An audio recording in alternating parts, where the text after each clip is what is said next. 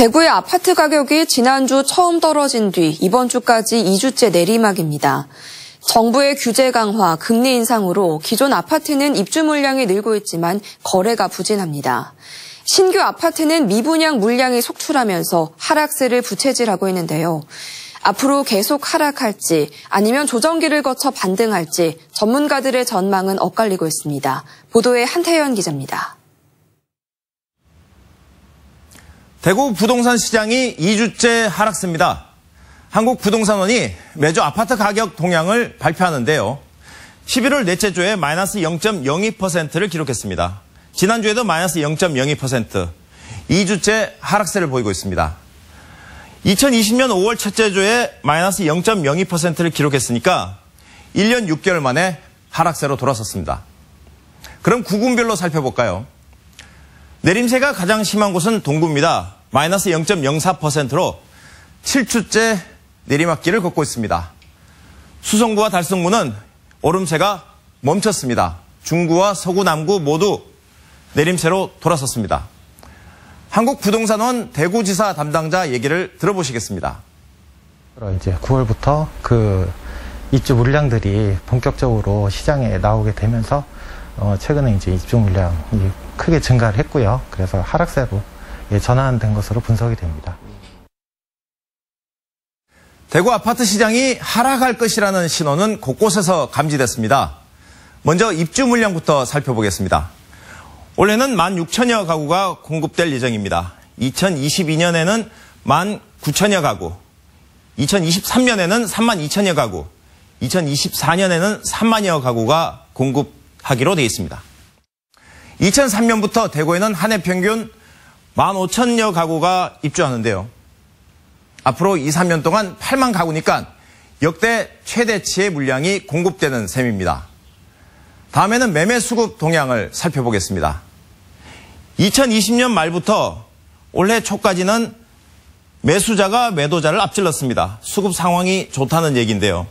하지만 지금 어떻습니까? 매수자는 없고 집을 팔려는 사람밖에 없습니다. 다음은 미분양 물량 현황입니다. 9월 말 기준으로 2,093가구가 미분양되어 있습니다. 6개월 전인 2021년 3월에는 153가구니까 6개월 만에 13배나 늘었습니다. 다음은 대구 아파트의 월 평균 거래량을 보시죠. 월 평균 거래량은 1,904가구입니다. 2016년도에 1,800여 가구가 매매됐으니까 2016년을 제외하고는 15년 사이에 최저 수준입니다. 다음은 주택 구매력 지수 그래프입니다.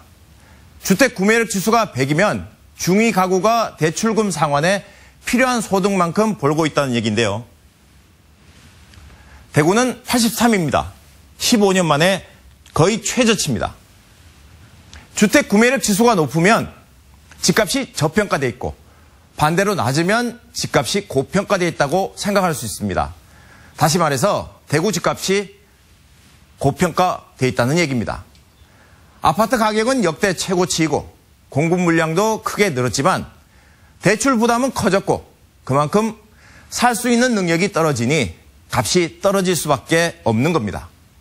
보합이나 약한 하락 정도의 흐름이 나타날 거고 근데 내년 중순 넘어서부터는 본격적인 대세 하락장이 대구 아파트 시장에 찾아올 것으로 예견이 되고 있습니다. 하지만 유동성 자금이 풍부한 데다 신규 아파트 청약 시장은 영향이 제한적이어서 지금의 하락세는 일시적인 숨고르기일 뿐 대세 하락은 아니라는 의견도 있습니다. 항상 가파르게 상승하고 나면은 약간 숨고르기가 필요한 거죠. 근데 이제 이 숨고르기가 단기적으로 약간 가격이 하락할 수도 있습니다. 그러나 전체적으로 보면 항상 부동산 가격은 우측으로 상향하는 이 그래프를 그리게 됩니다.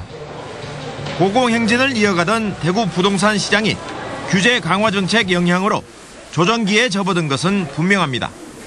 당분간은 관망세가 이어질 것으로 보이며 주택 구입에는 신중한 접근이 필요합니다. MBC 뉴스 한태현입니다.